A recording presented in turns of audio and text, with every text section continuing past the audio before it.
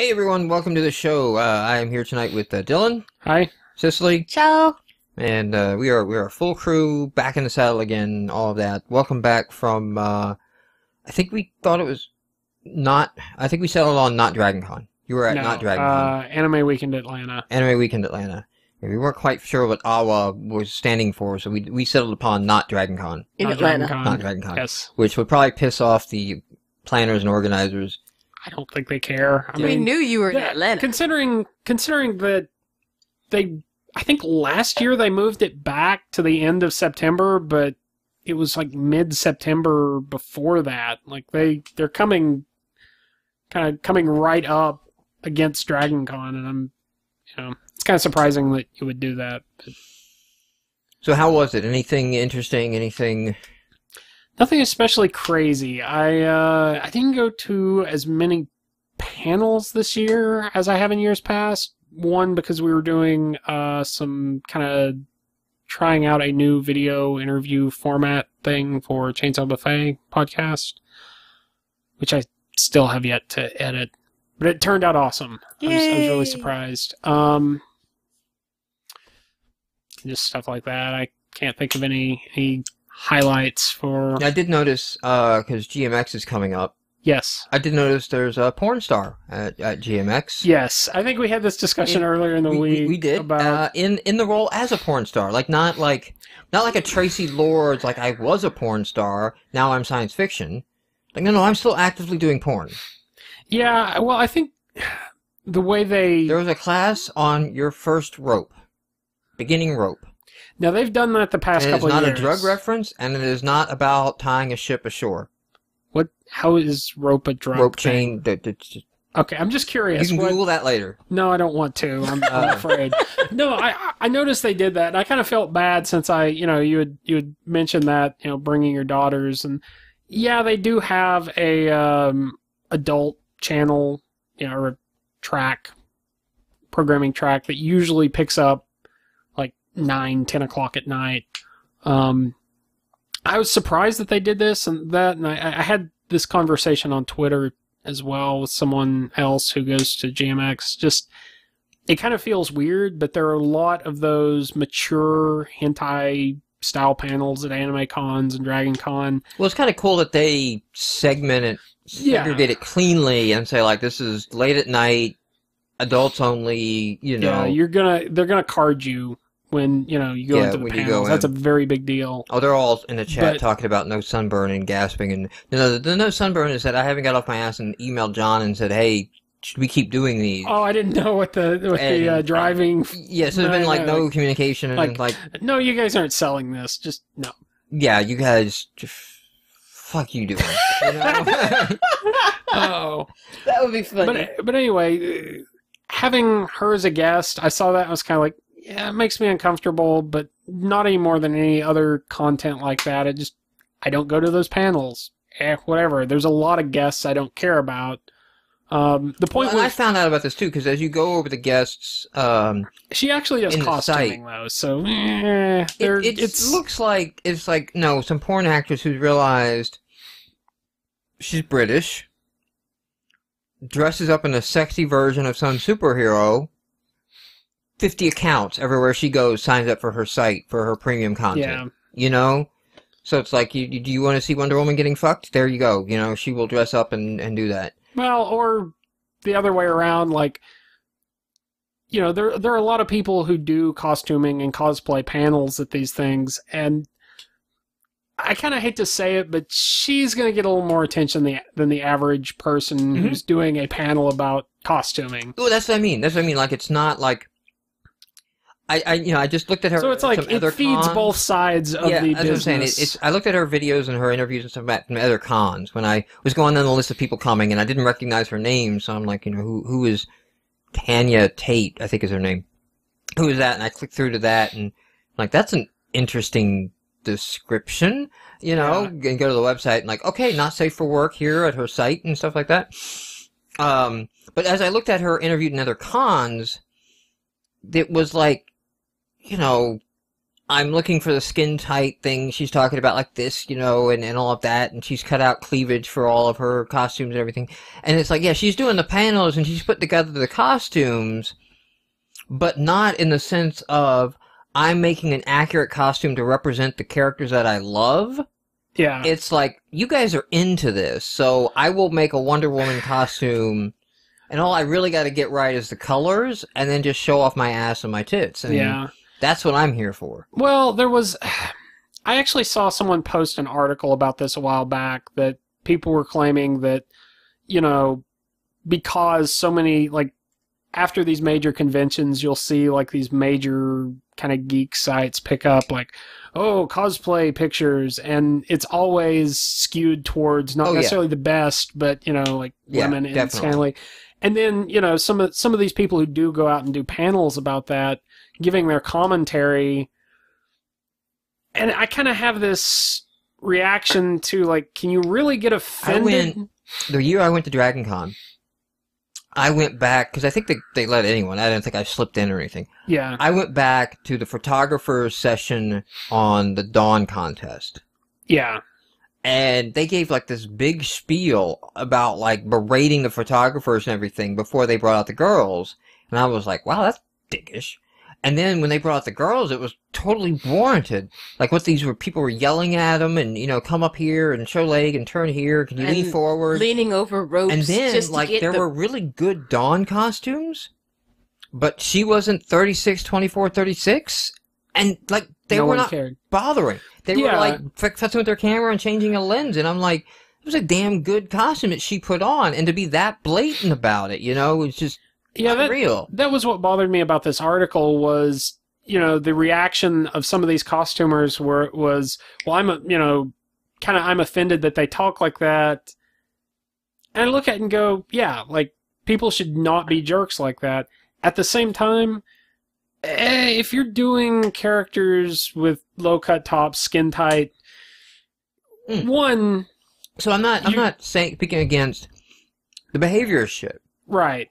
I'm not speaking against the ones who are dressing up and putting their bosom out there and all of that and playing into that behavior. Yeah. What I'm commenting on is the one who put the effort into the costume, made a great costume, nobody wants to take her photo. Well, I think it kind of... It's all interlinked. Like, the fact that they're getting more attention detracts from... We're not talking more, we're talking none. Like, there was like 60 photographers in there. I've got video of it too. Like, at one point I flipped my camera over into video mode and just got it. Because taking a picture in there was ridiculous. Because everybody's just like popping flashes left and right. And it's like, it was a crazy well-lit room. There was no need for that. But that's fucking up your camera left and right. Like, every time you go to somebody else's flash, it's going off wrong. And it is a very messy situation because there's just so much about it that is wrong, but where do you start unraveling the knot? You can't fix people and make them pay attention to these people. No, well, again, as an ex-conference organizer or somebody who's done this, I think you set a no tolerance policy, and you like, all right, stop. If this keeps going on, I'm ending the photo shoot with the Dawn contestants. Your option is to go back to your websites and have no photos or behave, And then if I need to eject photographers, I'll throw out photographers. Yeah, that is perfectly valid, but the flip side is I don't know that you can, like, the people who aren't getting photos taken, like you're saying, getting ignored, you can't enforce... And I wish you could. No, but my comment is back to Tanya Tate. Oh, yeah. Like, running the costume planning panel. Yeah. She's not into the costume planning bit. She's into the bosoms and the photographs bit. And so she's taking the spot... Of someone who is really dedicated to making a good, authentic costuming. I don't know. Like I said, I don't know that for certain. Like, I don't know that GMX actually had, like, here are, like, 5 people looking to submit to costume panels. Yeah. Oh, let's pick the porn star. Like, I don't know. I'm not in there with them room. Well, no, there is a difference between a guest, and a lot of these are people who aren't necessarily, like, higher-level guests, getting comped on a hotel. And to be fair, I don't know what she's... receiving, like, but there's a video that shows you what she's receiving. Bad choice of words. Yes. There's no good choice of words, Dylan. Rule 34. But my point is, like, just an average guest who is not paying to go to the con. All right, let's get on topic Anyway, here. And by on topic, I mean let's stay off topic. I saw this today. Now, I don't know. This may be over and done with. Colleen's World. Colleen is a Democrat running for Maine State Senate, or did, and she has a World of Warcraft account. And this site is made by a Republican PAC attacking her on World of Warcraft, highlighting things like in a forum where she said, I play a rogue and haha, I stab things a lot, and stuff like that. And I don't know if she got elected or not. Like, I couldn't find out more on her. I don't even know if it's the current election cycle. Yeah, I was going to say it may be this election cycle. It may be this election cycle. It may not. I didn't find more info when I tried to find on her. I would find it to be hilarious if that drove her votes, because it's that far disconnected of she secretly plays a troll and is demonic and worships Satan and all of that. Oh hey, the 80s called. They want their satanic panic back. Yeah, it's crazy. D&D. It's that level of crazy. I thought we were past that. Exactly. We won't be past that till they're dead. I don't even think. Well, I don't think it has anything to do with. And even in the 80s, a lot of that was manufactured, so I don't believe the people really believed it. But in this case, it is just how can we spin this? And that is a PAC. It's a political action committee, meaning somebody is donating money to run this. Well, I mean, they're going to Your find... attack ad list is pretty far down the list when you're attacking their WoW character. There's nothing to attack them on. You're down to look, they rolled a gnome alt. How dare they divert attention from the main issues? Yeah, I don't know. This shouldn't, 4 years of where's the birth certificate and this surprises you? It's not about the issues. You can't win on the issues. You can win on where's the birth certificate, where's the tax returns, where's, Did you pay all your taxes? Yeah. And the thing is, she's totally cool on the forums. She's posting all these things and, all that, and, making jokes and things like that. An actual player. Yeah, the average person knows that exists. I mean, the average person who is not a gamer, but they don't really, I don't think they know what it is. So, yeah, you can spin it. They took off a gaming forum. I kill stuff without going to jail. There are some days when this is more necessary than others. You've got my vote. Honesty in politics. There's something that just rings true. If you'll joke with someone, you obviously aren't worried about your image 24/7. I stab things in a game so I don't stab people in real life. Well, we'll have a link to the site. It's just a great, crazy. That's why our country's going to hell. I'm not surprised. Whatever. Our guest last week. This is for all our foreigners. Our guest last week did follow up on Xbox Live Indie developers who are not U.S. Our guest last week, Michael Gunther, CPA, basically followed up on, here's some of the stuff and the examples, and kind of gives you a brief overview of it. And I think he pretty much confirms that, it's fucked up. What Microsoft has people do who are not in the U.S. do to get paid is fucked up. Because we talked about it on the podcast a little bit, and I think I mentioned it a little bit after, and he was like, that just seems really screwed up. Because if you're Google or Apple, they all have local offices that pay in local currency, and you just deal with your local things and all that. So...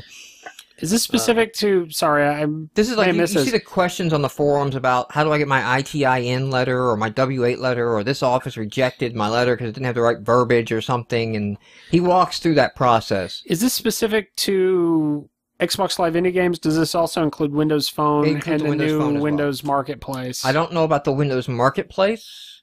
I don't know how they're doing payments to developers yet on that platform. Okay. Because my question about Xbox Live Indie Games is, Microsoft hasn't put that much support into indie games. We've covered that over and over, so Well, it's the same. Yeah, I if mean, they it's the don't- same system it's always been, Yeah. and it's the same for Xbox and Windows Phone 7. Yeah. I don't know if it's going to be the same for... Essentially, what Microsoft likes to do is they want to cut all the checks from Redmond, Washington, whereas Google will pay you out of Ontario if you're in Canada, Right. or they'll pay you out of London if you're in Europe, or you're in the UK. I assume there's got to be a cost to that. I guess if you're in Canada, you're in the UK. Is that right? I don't know. No. Well. Oh. But I assume there's got to be a cost to About that. that. And, maybe Microsoft won't pay that cost either in manpower or whatever. No, that's the thing. But It they have to usually step up is their game cheaper. for 8. It usually is cheaper because Apple and Google want to pay you in the local currency because they don't want to bring that money out of Canada into the U.S. Because they unless have they to absolutely pay, have yeah. to, because there's going to be a tax ramification when they transfer borders. So if they can leave it in Canada and then pay a developer out of that, then it's not profit anymore. It's like, great, cool, didn't hit the books as profit. If they bring it back and then they got to pay it back, it's like, oh, we got to make sure the forms are done and all of that. I Yeah. just think Microsoft they have too many lawyers, honestly. They really do. I think they have too many lawyers at Microsoft because just their crazy rules on everything. Yeah. That the other platforms are not having. I would be interested to see how that gets handled for the Windows 8 store because that is really that would be really telling. Well, we talked last week a little bit, I think, about they only had 2,000 apps in the App Store, and that launches in the end of this month is the retail. And even if they multiply that by 5 and they have 10,000 apps, that is not good, man. My view is, hey, you had 100,000 apps on Windows Phone 7. Why didn't you get fucking Silverlight and XNA over there, and then you'd have 100,000 apps to start with from your new market? But dicks and politics is what runs Microsoft, so... Can't learn from somebody else's mistake. Gotta make your own. But it's the same mistake. Exactly. They can't learn from the person that They was can hired. learn, but only every other OS. Oh. They gotta do Millennium so they can do XP. They gotta do Vista so they can do 7. So this is a down year. Windows 9 beta. This is a Star Trek 5 year. Okay? This is the God, whatever, William Shatner wrote it. Cause What does give him a God chance. need with a starship? Yeah. Yes, exactly. I can't remember the name of that one.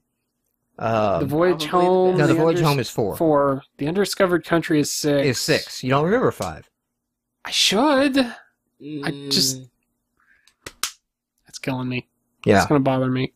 I even think 3 holds up. I think 3 bucks a trend. I think 3 is the one. I love 2, 3, and 4. Anyway. Minecraft Magazine. It's a thing. It's real. Is it by Mojang or is Yeah, it they licensed out a publishing company to make a Minecraft magazine. 5 is the final frontier. The Final Frontier. Oh. There we go, yeah. Then the Undiscovered Country, yeah. And then Generations. Yes. See? There's a cycle. But none worse than the motion picture. I used to wonder as a kid why you could never buy Star Trek 1. Like, you could get the VHS I watched set. that on USA. Not horrible as I remember, but again, I was much younger when I watched it, so... I don't know. Bald chicks. It's just... There are some pretty bald chicks. Not on that show, but there are is some more pretty... to that movie than just, bald... This is going to I forget come up who played again. it. This is going to come up again later in the show. Yeah, so Minecraft Magazine. But speaking, I just set that up just to have a notch moment here for, I don't know who John Callaham is. Some journalist. He wrote an article, basically saying Notch, because of Notch's tweets about fuck Windows 8. He didn't say that in so many words, but that was pretty much what he said.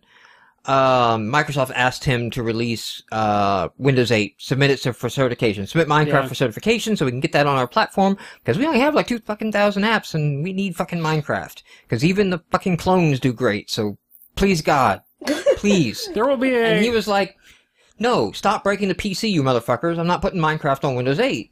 Well, you can still play it on Windows 8, just not the App Store. Yeah. It's not in the Windows Marketplace. And I'm not encouraging you to do this crap again and again and again. So anyway, this John Callaham guy writes this article that says, stop being a hypocrite, because, like, you're on Xbox Live Arcade and iOS and Android. Different. And, and like any platform you've managed to cram it into, you've put it there. Now, he explains a little bit. But wait a minute, you can't get apps on iOS, Xbox Live, these other platforms without... He explains a little bit of, like, I launched on PC. I was able to iterate and develop and be free on PC and allow Minecraft. There would be no Minecraft without the freedom of the PC. So he, as I've said many times, I'd kind of like to hear his reasoning of why XBLA is okay, and yet other systems are closed when you're on, one of the darkest ones. So he kind of gives some answer to that there, but he did take some of the things personal, and it might have been a little edgy on the attack or so on there, but basically he was like, I just want to make sure, just don't ever do anything awful. Don't be a goat murderer, John Callaham. Please don't be a goat murderer. Just don't. That's the way he ends it, So, yeah. That. You can't talk about Notch without talking about Steam, Valve. Well, you can, but... Well, not really. Apps on Steam have launched. You can get, there's like 10 different apps. There was a 3D programming 3D library here. Let me see if I can get it up real quick. Software. And there we go. Well,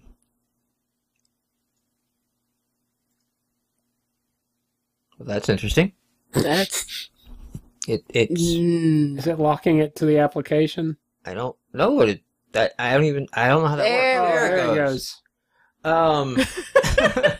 It's magic. I was like, it was on the screen. So, Game Maker Studio is one of the apps. There are achievements for Game Maker Studio. Start a project. Yes, start a project. Well, okay, there's Debug Visual a line. Studio achievements, so I can't say are. anything. Debug 100 lines I was of code. interested in 3D Coat, I think it is, which is a tool to create 3D objects.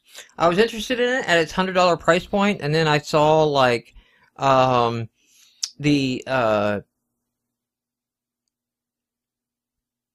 $300 price point is required for using your creations commercially or something. I'm like, oh, fuck you, whatever. Here, buy the app for $100, and then I'm not allowed to use my models that I created. Yeah. That's just fuck you. Seems a little overpriced for a non-commercial license. Yeah, so I don't understand who would ever buy 3D Mark, 3D Vantage. Why would you pay for benchmarking? Just use your Windows Experience score. That tells you everything you need to know. You just look in the back of the game box, and it says you must have a Windows Experience score of at least 6.3 to run this game. And you're like, I do. I have a 7.2, so it works, obviously, right? It has been such a great success. Everybody just measures their system off their Windows Experience score. I don't know if you're being serious or not. I never pay attention to There's it. a photo sharing app, and there's a Valve Source Maker is up there, and Art Rage, some drawing package. It does look, for the most part, they're going for gamer-related apps, which seem kind of cool on there. It's interesting to see how that grows and what else comes on there. And, it would be nice if they find some decent 3D graphics programs that are cheap and available for use in games. That would be nice. That would be really great. Stegs doesn't understand the segue between Notch and Steam. It's Valve and Gabe Newell, and Gabe also hates Windows 8. And they were in Footloose together with... No. Just no. No. I got where you were going with that, but I don't think that's a fair you should have transition. stopped at the first portion of that transition. Yeah. I think that transition works if you're focusing on hating Windows 8. Yes. With a burning passion. Not just like, there's this thing over here I don't care about, but With actually, the heat like, of 10,000 you wake up fiery and you're suns! like, I forgot. I live on a planet where Windows 8 exists. This must not stand. Oh, here's an article that proves I have no fucking clue how the law works anymore. The U.S. court blocked the German ban on importing 360s. I thought America beat everything.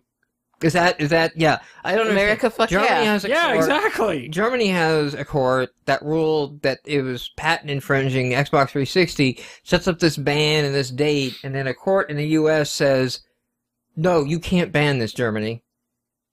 American exceptionalism. Are you going to say we're not the greatest country on the planet? We will roll in there and fuck you up again, Germany. We will do that.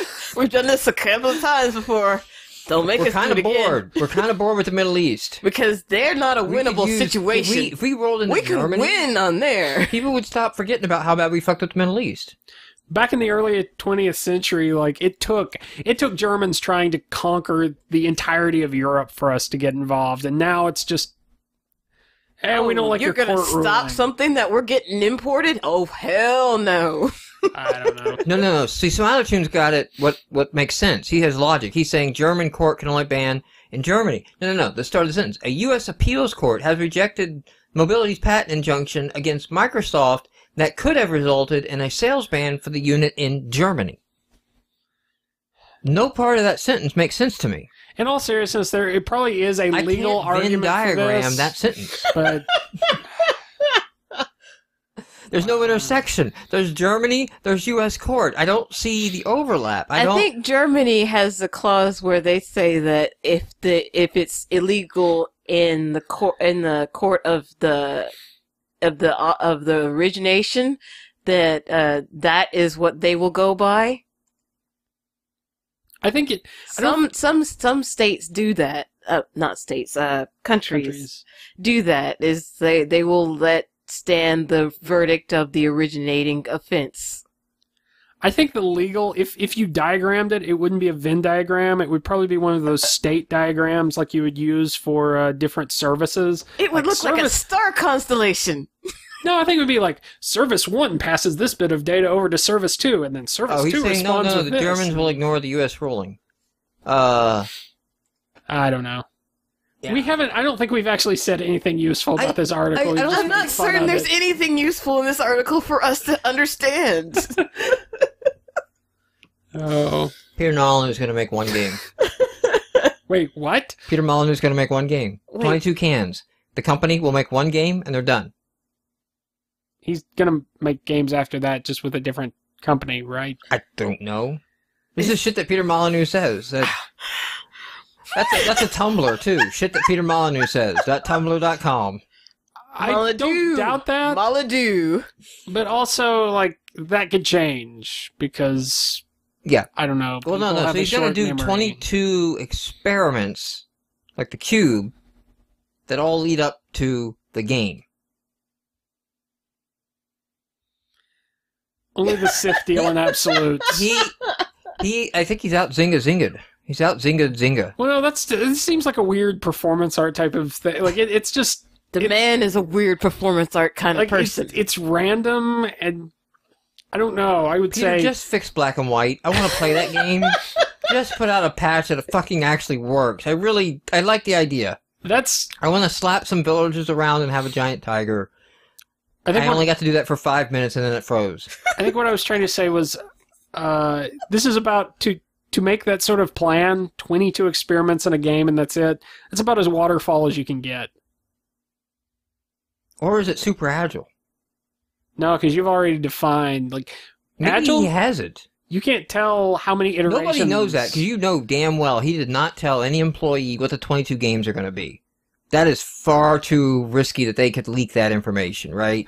Well, so it's all in his head. It's probably because written curiosity nowhere. could just, go up and smoke if someone told what the secret was. The man is a mental ninja. He will smoke bomb his own head just to keep you out of it. The man needs to focus on launching Curiosity. That game is still not out.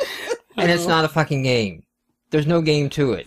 I could go tonight and put Curiosity on the Xbox. Wait a minute, fucking Stegs has a voxel engine. Stegs, on this now, stat! Curiosity, Xbox Live Indie Games Edition. Put it into peer review now. I will pass it. It is a game. I pass it. Spell it wrong, like reverse 2 of the letters so he can't sue. Minor Curiosity? Again, this is an article I don't know that we've said anything useful about. It's Peter Molyneux. What did you expect? And then put in the center of the cube. Like, what the fuck have you been doing to get to the center of this cube? Like, make it, like, take, like, 45 hours of gameplay before you can get to that. And be like, then just list out, like, all the things you could have done with 45 hours of your life. Wow, that's mean. You could have watched, like, all the Batman movies, like, 10 all the times. Batmans. All of the Batmans. Oh. It's not the game we want, it's the game we need. So you want to force this sort of epiphany on players, like, holy crap, I could go outside. Voxels. I'm saying it has fucking voxels, and it will trump any game about vaginal projectile physics in bears. Bitter. Let's not forget. I'm going to add vaginal projection physics to X-Tile. Nope. I'm not. Into the... Enter Ninja Stab. Yeah. That was all a segue for Tasteless Cat Euthanasia promo anger Steam users. So, this game... That wasn't a sentence. No, it's a headline. And it's a develop headline, and they don't give a shit. Trust me, they do not really give a shit. You tweet something, it's a fucking develop article. It's on the thing. You follow up that tweet with a reply, headline, leading story. Yeah, so, Reverb Publishing, what was the game called? Fuck.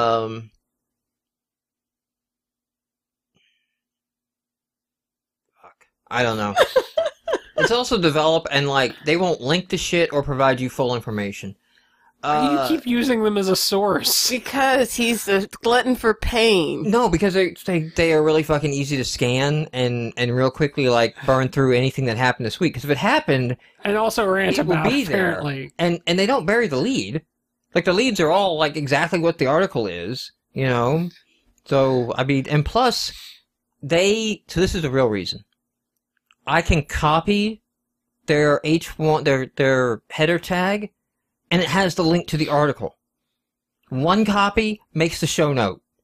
If I go to Garma Sutra, that's a 2-step process. I gotta copy the text, and then I gotta go get the link, and I gotta highlight the link, and then I gotta... Don't admit that on air. Don't admit that to yourself. Hey, you I completely respect how this shit gets produced. No, I totally get it. I would do the same thing. But don't admit that. I'm busy, like, doing this while watching Game Grumps, so the fact that the links work half the time, be happy. By the way, Game Grumps on YouTube, I totally recommend watching that. I'd go make a link to it, but that's gonna be too much fucking effort. And I married that.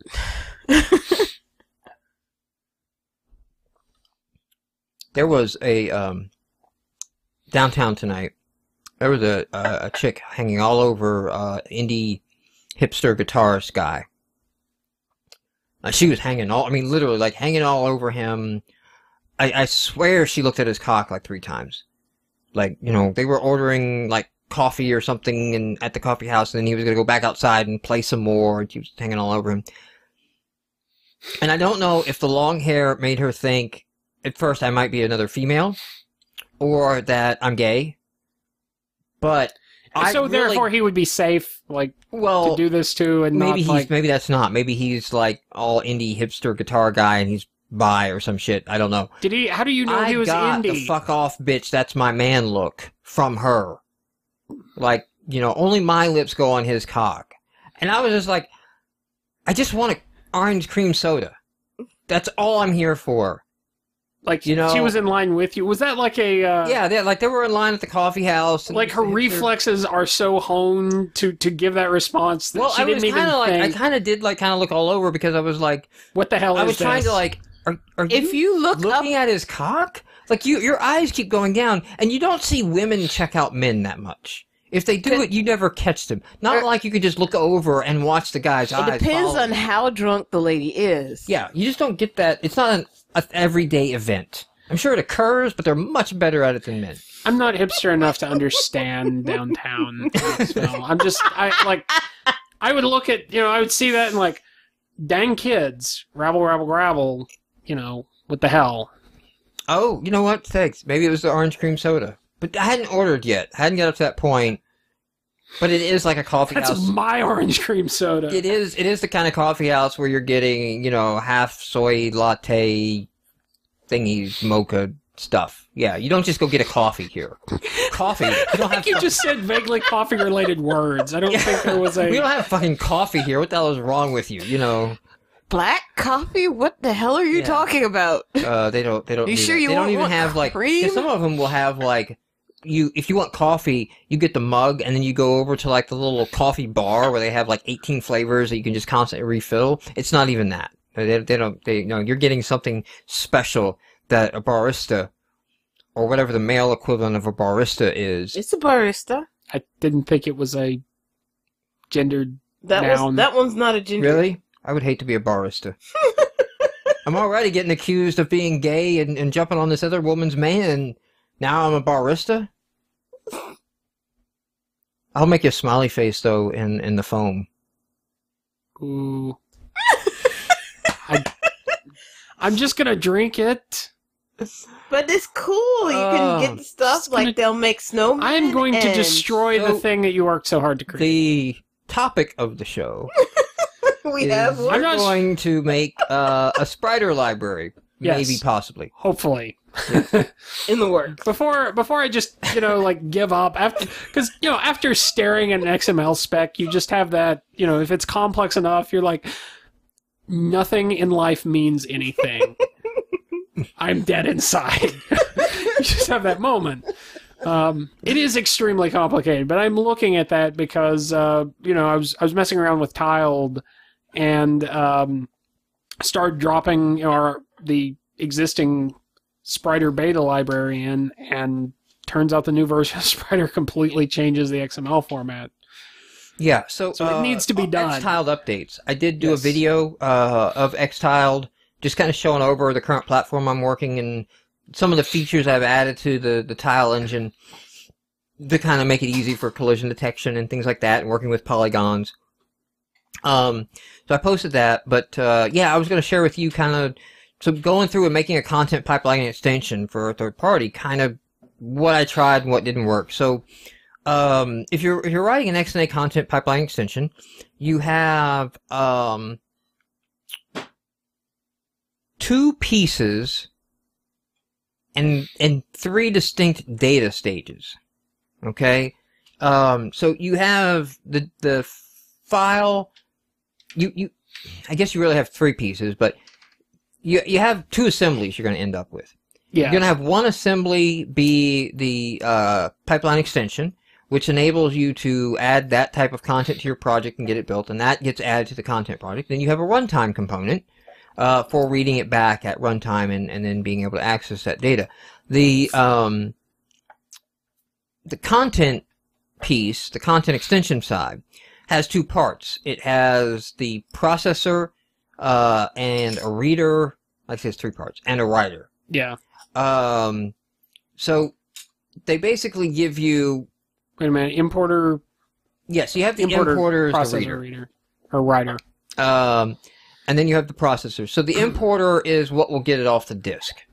In most cases, I think it's just the easiest of just open the stream, read it, and be done with it. Don't bother, I think, on the importer doing a lot of code there. Yeah. Unless, like, your file may or may not be zipped. I want to say the original... just unzip it to make sure it's not zipped.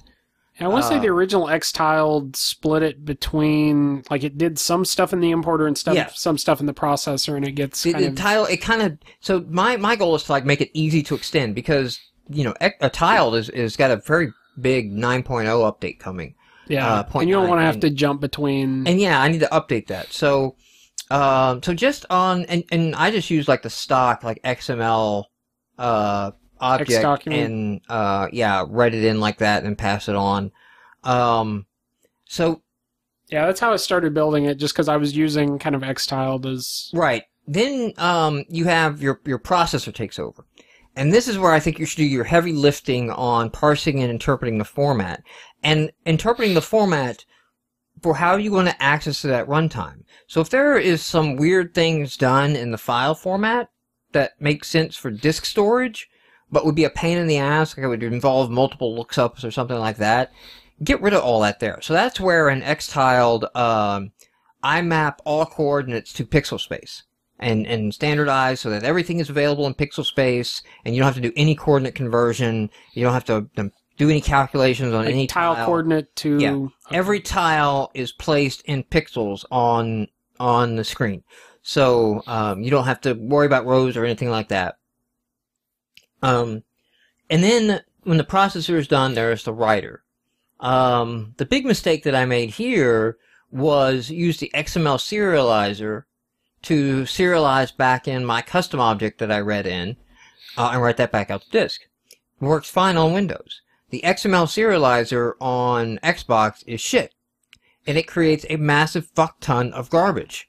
And for our Captain Dubstep map, it could not load on the Xbox. I gave up after 7 minutes of it loading, and that's just because, you know, every 2 megs of allocation, garbage collection. And that thing is throwing off garbage left and right. So that sucked in a way because you end up having to write the writer and the reader code. If you could just use the serialization library, or if they just fucking put the binary serialization library on the Xbox, why that's not there is fucking beyond me.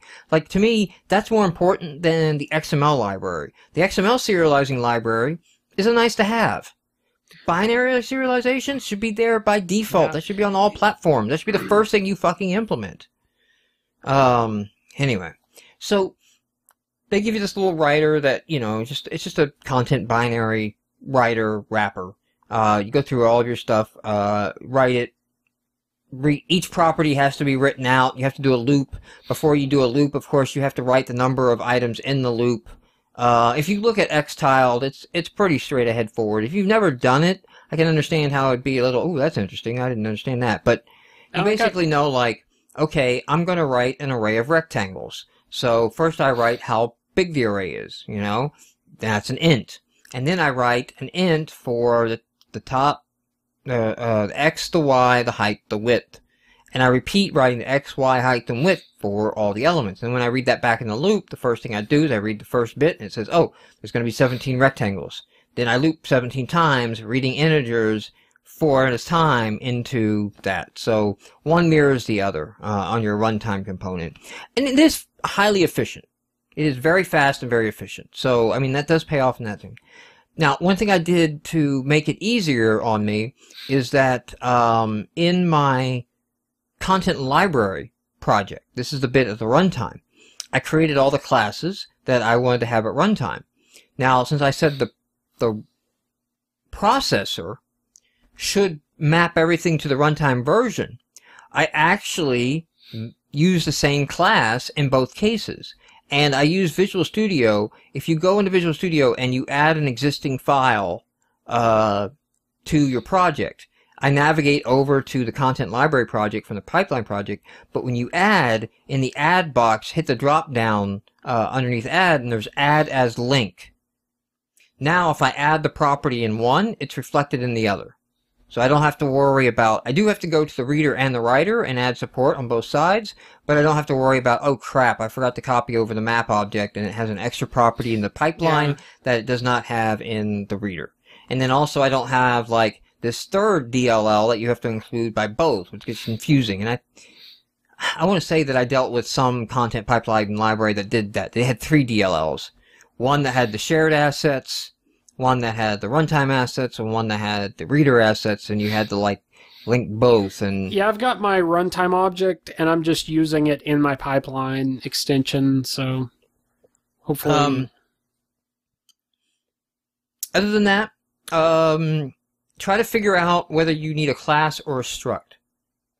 And I think my guiding principle has been what behavior do you want by default? I think if somebody says tile T equals tile indexed into the array, they want a physical copy of that tile because they're probably going to modify it. So they don't want to modify the map tile. But if you're grabbing, say, like game objects or the map itself or levels, you're probably just saving off a reference to access that level again later. You know, like where I'm in my game saving off, well, I did it by integers, I think in the walkthrough, but you could save off a reference to the layer that is your platform layer. So you know when you draw that out, you get a collision detection on that layer instead of just looping over all the graphic layers. You know which one without having to do any lookups and things like that. So I use that as a judge. I use that as, okay, when somebody says this object equals one of my objects in my framework, do they want a copy or do they want a reference? That's kind of my design principle. I followed a few other things, like for the tiles, since they're going into a giant-ass array, that kind of led me to, okay, it's going to be a struct. Because an array of structs is going to be a much cleaner chunk of memory, and it's going to be accessed a lot for looking up tiles and things like that. Yeah. So we're going to make that an array of structs. Not necessarily the approach of make everything a struct because we're afraid of the garbage collector and, you know, right. approach it sensibly, design first, and then performance. I am going back to my objects. I think I got most of them supported this way, but I'm creating for all the objects I created that I made up. Like there's a line class, there's a polygon class.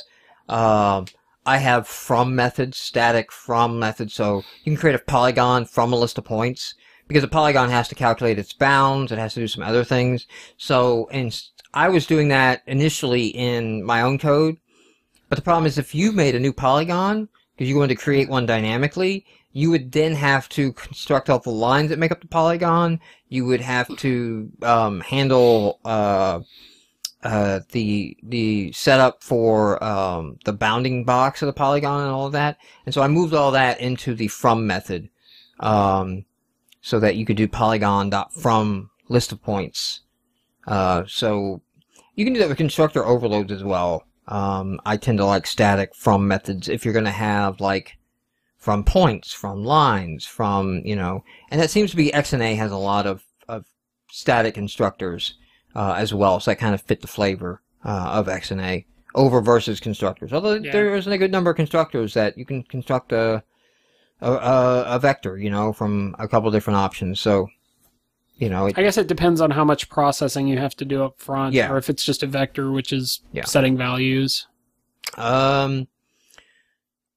So I think that is really my advice, other than like what makes it easy to render at runtime, and like if you're going to make the library useful, take on the brunt of the work. Yeah, I do. I'm kind of in the middle of figuring out how to do it, and you know, with being gone last weekend, I haven't touched it again recently. But I will have to figure out how to not only take an XML format that has a lot of different references, like different sections can reference other sections, and it gets kind of confusing.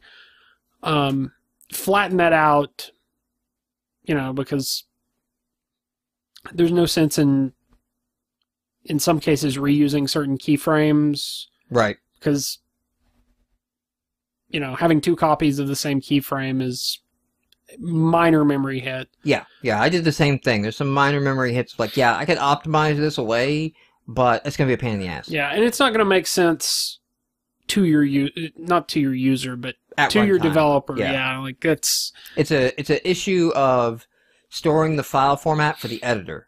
Yeah, and you know, you want to make it simple for the developer, as simple as possible, but no simpler, based on the capabilities of Spriter. I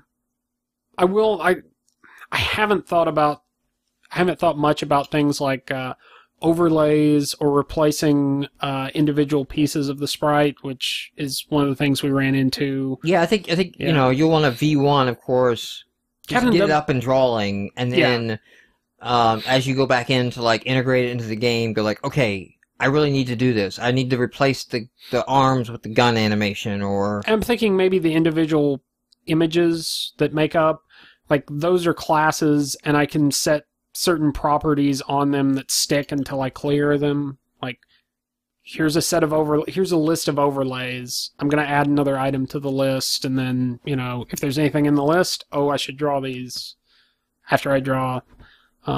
In that sense, making Captain Dubstep was really good training because we had a lot of things in there where we went in and tweaked Spriter. And it's not, well, it wasn't super complicated. I don't know how it's going to be now. Yeah, so like we went in and edited the XML a lot of times to get pixel boundaries to line up so that... Well, and not just that, like I took, we had the beta library, and in some, for some enemy classes, I just went ahead and copied out the entire draw code, which wasn't that much, so that I could go in and say, well, okay, if it's this piece, then we're going to rotate it, based on where we're aiming or something like that. Yeah. So, I think the other thing that I've pivoted on, and I talk about this in the video for Xtiled, I think I've come to a much better way to do collision detection. And just in the approach that I used to take, the other way that I was doing, which I think is very standard, and I talked to some other developers in chat and on this, and just asked kind of how they were doing it, and then we all kind of do the same thing, is that you move everything and figure out where everything wants to be in the world, and then you have this big nasty collision detection method that handles all collision, and then when things collide, figures out what they want to do, and you end up having all these crazy Boolean state flags of like they are jumping, they are falling, they have the jetpack, platform is moving, on platform, on riding on creature, and all these states that you have to check to figure out like, how do I resolve this collision?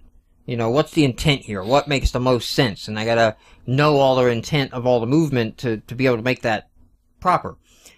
And what I stumbled across when I was going through Stack Overflow questions and things like that on something else, was somebody basically suggesting to this other guy in this collision detection wrong that, like, he was trying to move the player on a platform and was having issue because he had jump code and he had, falling code as well.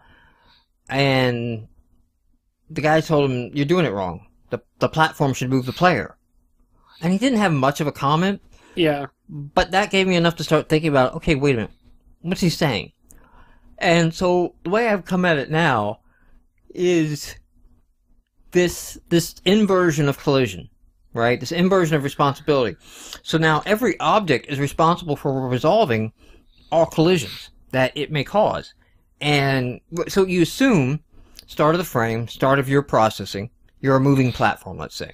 You're in the moving platform update code. You assume nothing in the world is colliding. Everything in the world is in harmony and doing exactly what it should be doing. Nobody has a problem. And then you're a moving platform. So you move. Now it is on you, is your job now to figure out your movement, what collisions did you cause, and resolve them before you exit. So if you moved and now the player's colliding with you because the player was on top of you, then you put the player where the player should be now because you're the moving platform, and you're done. Right? Yeah, so instead of each object reacting to force, each object is responsible for applying force. Right. And it becomes a whole lot cleaner to do your collision detection. Because in the platform code, you only worry about the moving platform code and you're kind of done. And like, okay, I'm moving platform, so I'm going to affect the monsters and I'm going to affect the player. I don't affect other walls and I don't affect all this other shit. So I'll just check those two and they're good. They're done. I think what's so confusing about that is it goes against kind of the typical way of doing separation of concerns. The idea is that, every object can know about other objects, and in fact has to know about other objects, but they shouldn't have access to change those objects. Right. And it's but really it kind of fit, backwards. It does fit kind of hand in hand, though, with the other like programming paradigm of the game programming, which is a singleton. Yeah. Because, well, you just go to GameState.CurrentPlayer.Bounds, and I have his position. And I will move him, because that's a method so I can find out where he is. Yeah. And it sounds like, again, it's like one of those things, like, oh man, that sounds dangerous, like you're you're kind of muddied all over the place, right? Like everything is grabbing a little piece of everything else and doing something with it. It's a lot less code and it's a lot cleaner code, because the problem of moving everything first and then attempting to resolve that was, why is the player colliding with the platform? Did the player fall and land on the platform? Did the platform move up? Did they do both? Did, like, what was the intent here?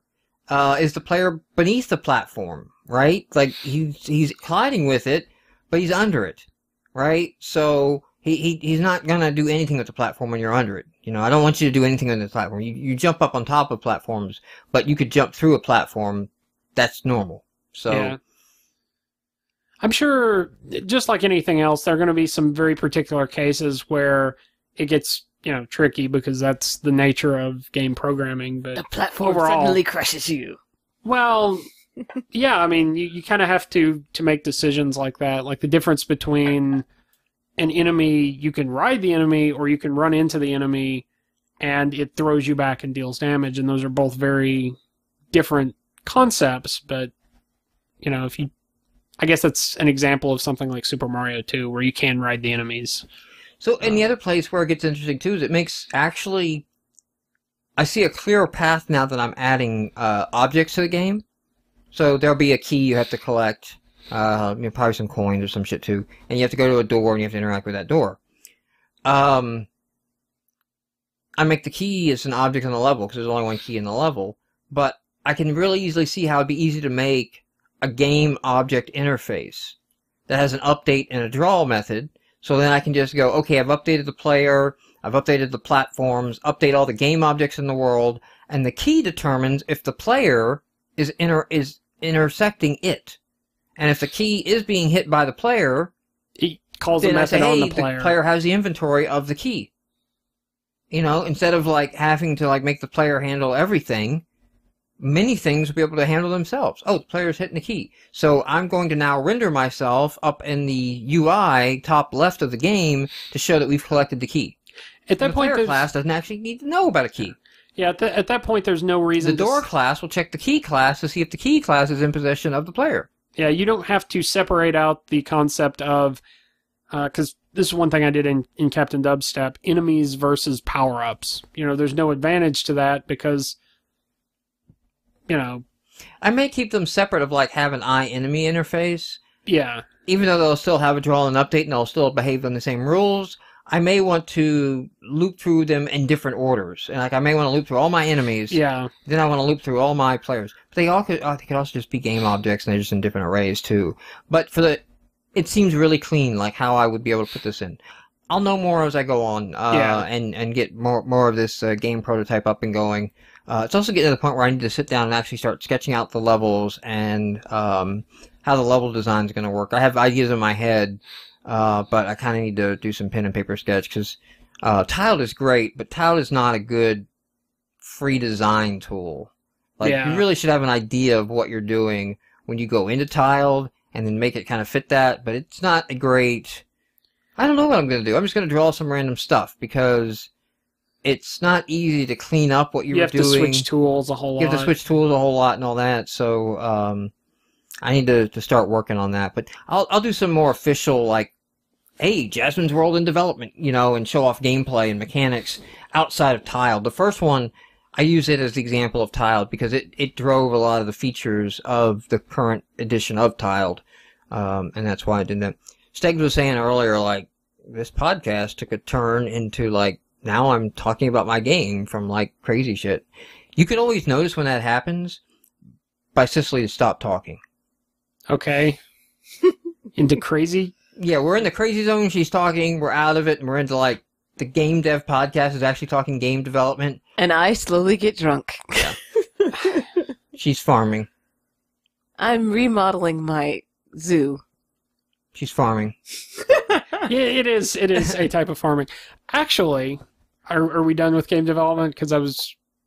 Oh, you want to go take us off the rails? No, actually, kind of. Or you have more game development? What? This is more game... An example of a game that has good design. We're done with what we just did. this week I've lost a couple of evenings to Dominion Online. Have you ever played Dominion? I've been seeing y'all talk about that on Twitter, and Yes. I went to the website, and then I said, I don't know if I want to go down this rabbit hole. I think it's better, and I really need to... Morphajig? No, it's not. It's a card game, but there's an online version of it. Oh, okay, yeah, I've heard of the Dominion card Okay. game. Yeah. I think what I really love about it is it reminds me a lot of Magic the Gathering. Except instead of going off by yourself and building your deck, that's a part of gameplay. So you get to choose what cards are available. I've heard a lot of people like never the Dominion. same.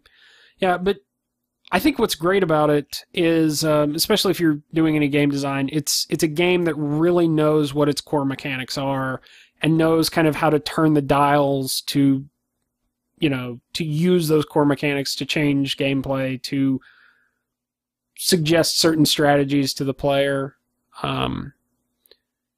I don't know, just like I said, I get the same feeling from it I did from playing Magic, which also was really solidly Like designed. kicking ass? Is there ranks or anything? No, you can play online. I don't know. It's Oh, so you're not playing online? You're just... I'm playing the single player because I don't know what multiplayer. I don't know. That just pairs me randomly. I don't think I'm good enough to. But It can't be worse than StarCraft. no, it can be. You think you can lose faster than 30 seconds? It's not so much. Nothing that you lose in 30 seconds? I have I'm just saying the typical StarCraft I game have is over in 30 seconds. played the AI, and yes, they. It's all about card combos, and like I said, there are Oh, three. yeah, that's the thing. If you're not beating the AI, don't fucking go online. Yeah, No. there are three basic. You have an action. Well, okay, you have an action and a buy each turn. You get to buy cards with gold, and you want to gain victory points to win the game. And of course, every time you buy a card, it dilutes your deck further. So, gaining Chances of getting yeah. the better cards is further diminished. Yeah, and it's just really solid game design. So if you haven't played it, I would check that out. I'm not a card game guy, but maybe. I do like the deep involved strategy number systems in games and things like that. So I mean, I could get into that. But I don't know. All right, let's hit our Kickstarters. Cause I got quite a few. There was like 60 launched over the last week or so. It was a high number, that had to go through. Cat Attack. Why did I put this up here? Because they're looking for $2,000. So this was some guys doing something interesting and not looking for a whole lot. To kind of get their game out there and get their game done. And just it's like if you want to support the small guy, like looking for that desktop thing is constantly trying to play the video and it's not doing shit. There it goes. So this is a comic that's interactive, right? So it says like he'll have like meaningful choices and things like that and all that. So I mean, don't expect like a huge role playing game. Cat Attack, an intense space rock opera visual novel. So, which I think that appeals to some people. I think some people are kind of into that. And again, if you're looking to back something just to support out a fellow indie, he's not out there like, I need $60,000 to make this my first game. No, looking for a couple $1,000 and guys doing it for passion. Impulse. Now, when I saw this, like, I immediately thought of, like, oh, dear God, we got somebody, like, doing the Curiosity Cube. Because that's Really? kind of what, like, Curiosity marketing looks like. But no. So, this is some kind of, music beat game. Like, you load up your game and you play it and, audio surf type.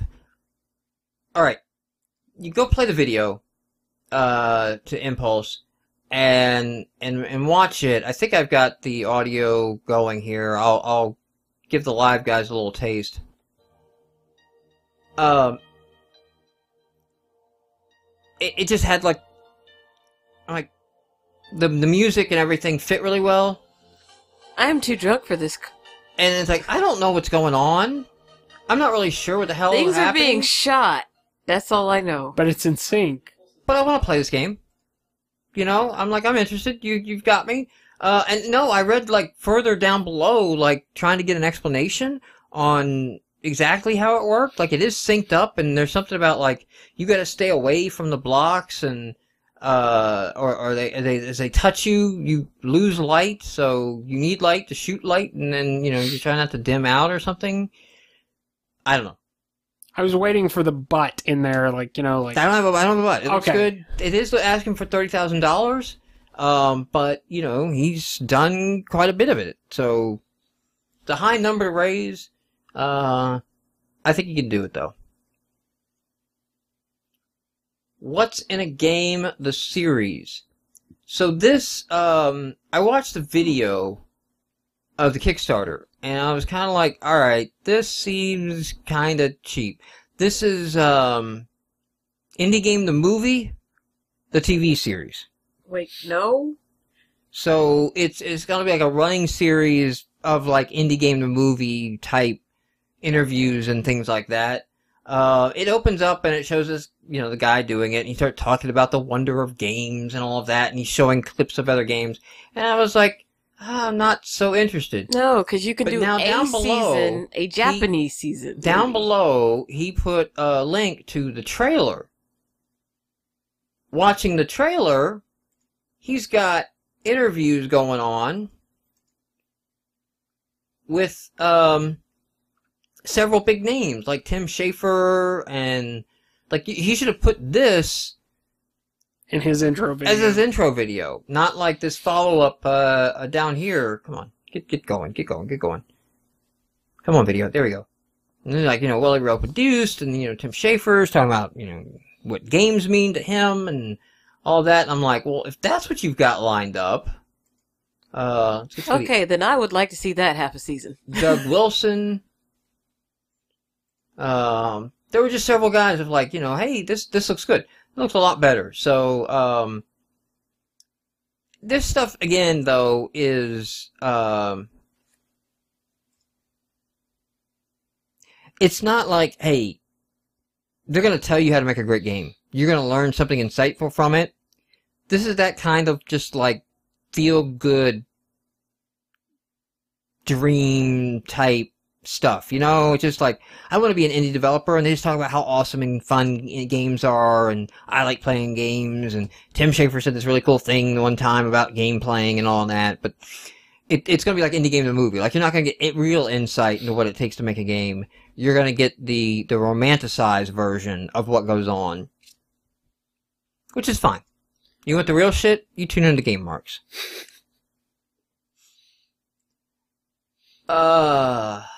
This is already funded. That's kind of why it's here. I probably would have passed on it, but I was like, wow, this launched October 1st and is already funded. He's looking for $1,000. Again, small developer. The bravado in which he talks about, we need the next best 3D future open world 3D, role-playing game, and I'm going to make it. That's a big claim. There's a lot of big claims like that. Like, that's just the way he talks in this game. And then he shows some gameplay of some so-so graphics. Definitely in development stuff. So 3089 will be a futuristic 3D open-world action role-playing game with randomly generated terrain, items, customizable weapons, and more. He spends a good chunk talking about the terrain generation algorithm. Why is he incrementing? Like, I see 3069, 3079. Incrementing what? Too big for his britches. I was gonna say, I keep saying 3089. What's the name of the game? But I saw 3069 and 3079 pop up somewhere in that video. Oh, I wouldn't pay attention. Maybe that was background setting. It's funded. It's funded. 59 backers. So, congrats. Origin, the flood is coming. Remember when I told you earlier there was going to be a throwback to Star Trek the Motion Picture? Yes. Okay, the video title opens up. Here we go. Here it comes. Wait for it. Oh, this is the studio. Hold on. This is basically going to be like a Mass Effect, first-person space sci-fi.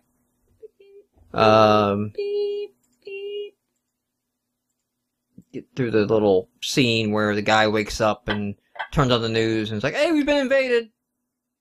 Check that out." Not a chick though. Not boobs. Crotch. What you got? All right, here it goes. Title sequence now. Lens flare Coming at you. Are you ready? Oh, no, these are the ships. Where is it at? Oh, come on. There we go. Where's the... I'm trying to figure out how this is a throwback to Star Trek There we go. 1. In 1977, we sent an invitation. Oh. V'ger. In 2027, we got a response.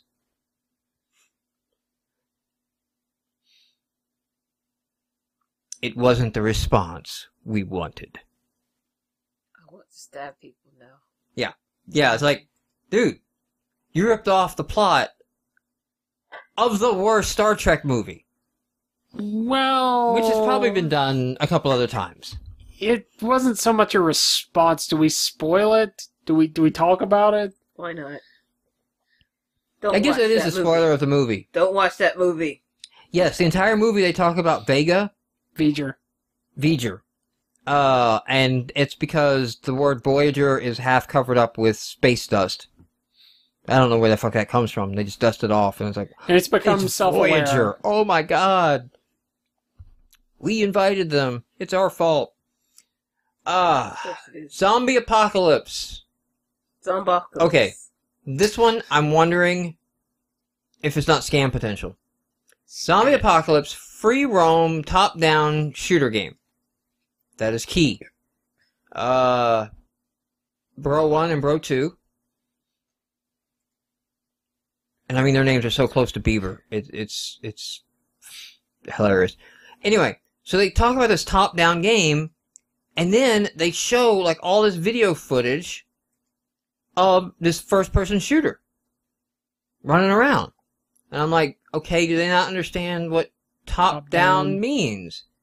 And I'm like, all the way to the video, and then like I go toward the end of the video, and then all of a sudden there's like this cartoony game top-down. And I'm like, what the fuck? What was the other game? What did you just show me? Did you show me somebody else's game in the middle of your game or something? And I don't know. I don't know. Very weird change in style. It 'Cause does. This is almost like Pokemon. It's... I don't know. They got $1. Ring Runner, Flight of Sages. I know why I put this on there. It looks kind of nice. It's a beautiful looking shooter. But I think I was written this, and this is the one I think actually kind of pushed me into rage mode a little bit at work. I was actually pissed off. Of like, RPG does not fucking mean customizable. Because you can put guns on a ship does not make it an RPG. Can we stop that shit right now, okay? If there is no role to play, it is not a role-playing game. It's RPG elements, but At least, yes. At least say, with RPG elements, or RPG mechanics, or something like that. But the idea that RPG means I can select the gun on my ship... They also do this horrible little, like, video talking about this game that they used to play that they're remaking, essentially, for their game, and their mom took it away from them because they racked up, like, $1,000 bill or something. And it's not funny. Again, you're not funny, don't do humor in a Kickstarter video. But it is getting decently successfully funded. It looks interesting as a space shooter. But yeah, let's stop doing that. Does everybody, let's agree... if you have upgrade mechanics in a game, then you have upgrade mechanics in a game, not an RPG. An RPG.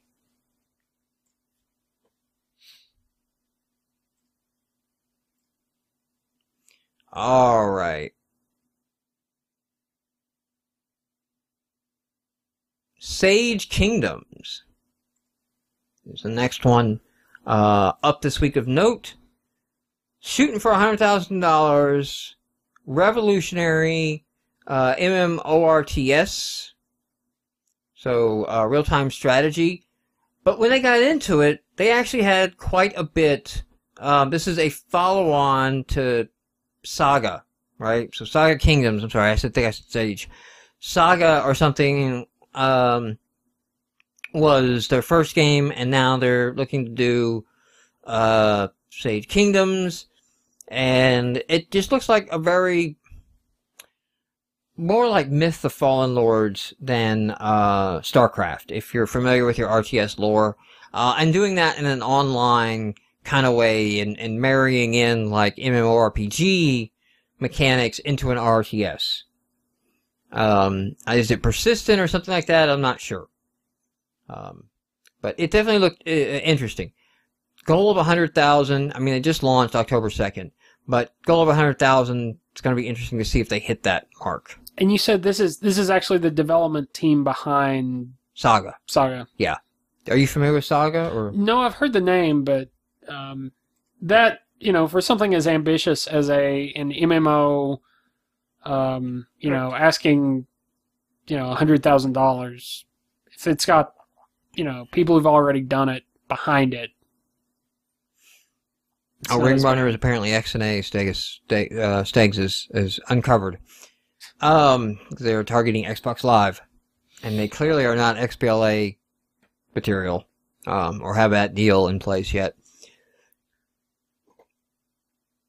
This is another support a indie if you want. Stick Knights online expansion.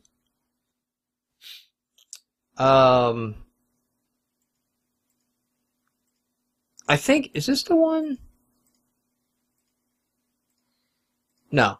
This is just sort of, he's got the basics of a platformer going.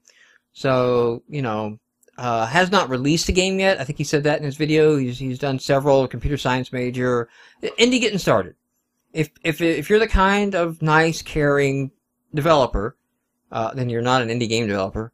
But on the off chance that you just like to go ahead and give a few bucks to another indie who's just getting a start going, this is one of those projects. Stick Knights Online expansion.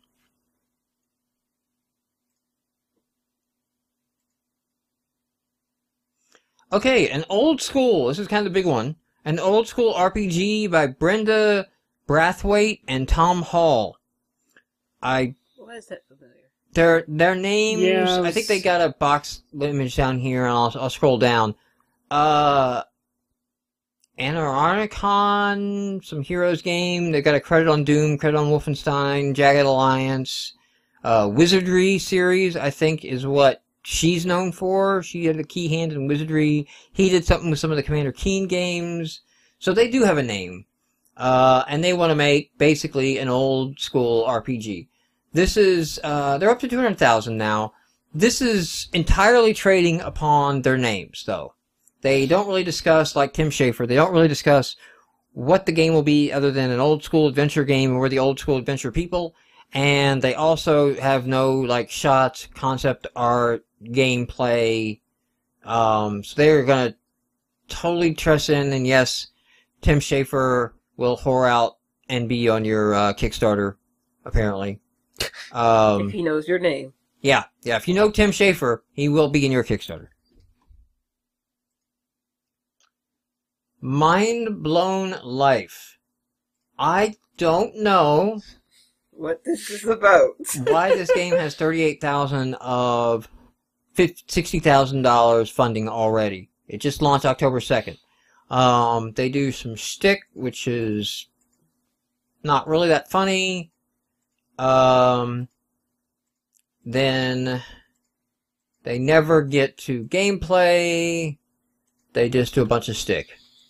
And a funny, irrelevant, and social mobile game that delivers money, that develops money management skills. So Mind Blown Life, you're going to learn how to manage your money. I think down here, yeah, they got some concept art. So what you're saying is edutainment. Yeah. No. That's not right. And they don't have anything going on to like, no, really, it's not edutainment. It's going to be fun because we're not doing it the typical way. But again, 378 backers on this project already. There's something I'm missing. These guys, they know how to do a Facebook page or something because they are well on their way to being funded. Songmasters is another music game. They're looking for $20,000. It's quite a high mark. This has got a whole, like, this actually does have more of an RPG. You choose a character, class, or something. They have abilities, things like that. But it does boil down to playing some music and time things to the beats. This is kind of reminding me of Sequence from here. Yes, a lot of it reminded me of Sequence, of this kind of story-driven dialogue. Also, this seems to be like the second French game that we've seen where they shoot their Kickstarter video in a bar. It sounds like a French thing. That sounds like a French thing, yeah. They're just from France, so traditional French Kickstarter. Exactly, behavior. you can't hold them. Hold that against them. So, yeah. It's got $6,000. It's looking to raise $20,000. It looks like it could be interesting. It does definitely have a lot of vibe of Sequence. And the last game that I have up, I almost didn't put in there. And it's still not funded. Okay? It still has no pledges of $10,000, right? Crappy little graphics, and that's why. And I'm watching the crappy little graphics, and I'm like, oh, he can climb up. Well, that's kind of neat, you know. He's got a little platformer, but, you know, this is my first platformer type thing. And as I'm watching him go and play more, right? Like, he picked up the time, and a clock started, a countdown. And then he had a checkpoint, and then he inverted the gravity. And, you know, and it just, like, the more I watched, the more I realized there's a lot of shit going on in this little thing. And, you know, even the little guy, like, I'm watching him move around, and I'm like, he's crap graphics, but also the way his hands and feet move are a little bit more than your normal animation. And then, you know, you've got quotes in the level from, like, George Harrison. I don't know, like, I really got, like, this is definitely some of your indie art shit, right? It's definitely hitting that vibe, but I'm like, this doesn't... No money funded. Launched on Wednesday. No money. It's like, no, this should have a few bucks by now. This is not... It's abstract in kind of like the right weird ways, but it definitely shows that it has some makings of, you know, a decent platformer. Could be interesting. But, as Georgia Tech grad knows quite well and has said in chat, graphics are everything. And this has none. Yeah. So, I think it was Nick Gravlin with Pixelman who was said for his bad graphics to go eat a bag of dicks. Wait, he was told this or he told other people? He was told that. A review. Oh, yes. I do remember that. Go eat a bag of dicks. I don't think you've made it until you've been told to go eat a bag of dicks. And also, that makes me think of Louis C.K.'s, like, when he was told by somebody else to suck a bag of dicks or something like that, you know? Of like, how would that work? You know, one at a time? Are they wiggling around in the bag? Or are they, like, dismembered? Or, you know, how did the dicks get in the bag? Like, I need context. I can't just go and suck a bag of dicks without context here, you know? Because that's not interesting. Yes. I think that's where we call it a night. I think that's where we wrap for the show. Thank you everyone who tuned in to watch the live stream. Thank you everyone who watches on YouTube. And for the loyal faithful who still download and watch the audio podcast. We will be back in a week.